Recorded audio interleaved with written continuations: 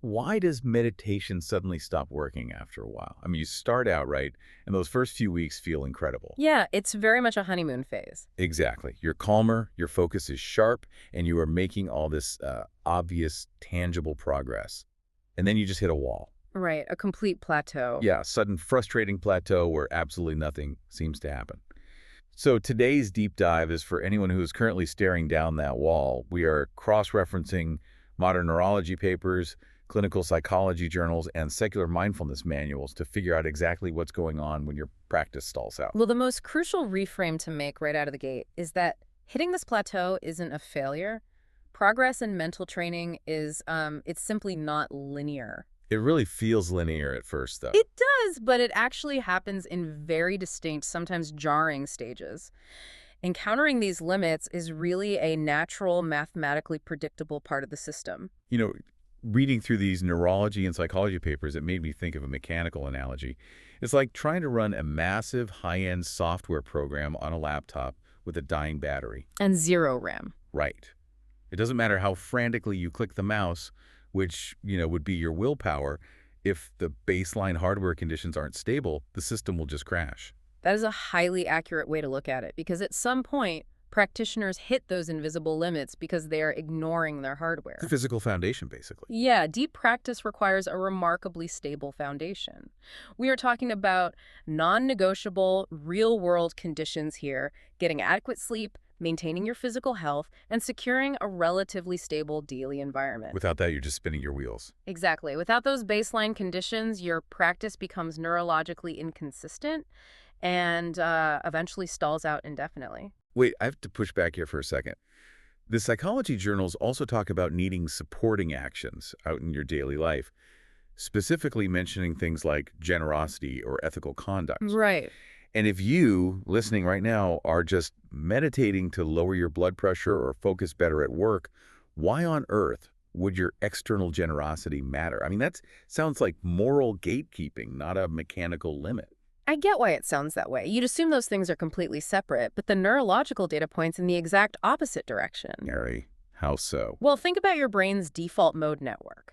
That's the network responsible for mind wandering, self-reflection, and social worry. Okay, the background noise generator. Precisely. If you act unethically or selfishly during the day, you generate social friction.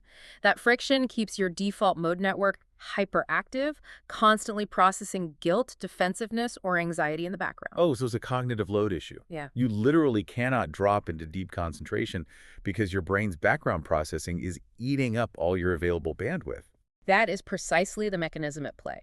You are starving the system of the cognitive fuel it needs to sustain deep focus. Your external life cannot be chaotic if you expect your internal practice to be still. That makes total sense. But what happens when you're in the thick of that frustration?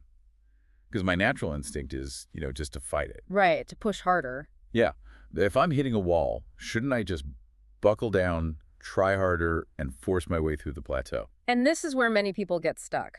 There's a really dangerous trap in forcing things. It stems from a closed-loop, ego-driven belief that progress is entirely self-generated. Like sheer willpower conquers all. Exactly. Which means you aren't introducing anything new to solve the problem. You're just redlining your engine while stuck in the mud. And doing that actually triggers severe physical constraints. Let's look at the biology of trying to force concentration. Okay. When you intensely strain to focus, you often recruit the muscles around your eyes, your jaw, and your forehead. Like a physical squinting of the brain. Yes.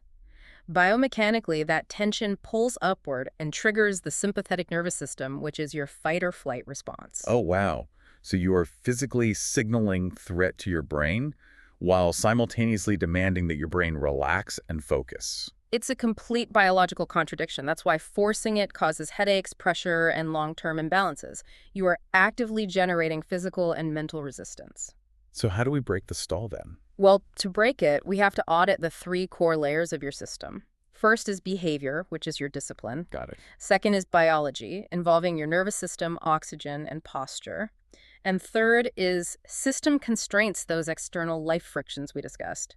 If any single layer is compromised, the whole mechanism halts. Which means overcoming the plateau is almost never about doing more of the same technique. Yay! Like if your posture is restricting your oxygen, an extra hour of meditation won't help. You have to step back, Yeah. let go of the rigid control, and fix the actual bottleneck. So for you listening right now, take a hard look at your own routine. Which of those three layers, your behavior, your biology, or your external life conditions, is quietly keeping you stuck? And as you examine those bottlenecks, consider this: what if the ultimate goal of hitting that wall isn't actually to break through it, but to realize that the rigid, forceful version of yourself trying to break it is the actual illusion? The real shift doesn't come from effort alone, and that's where things start to change.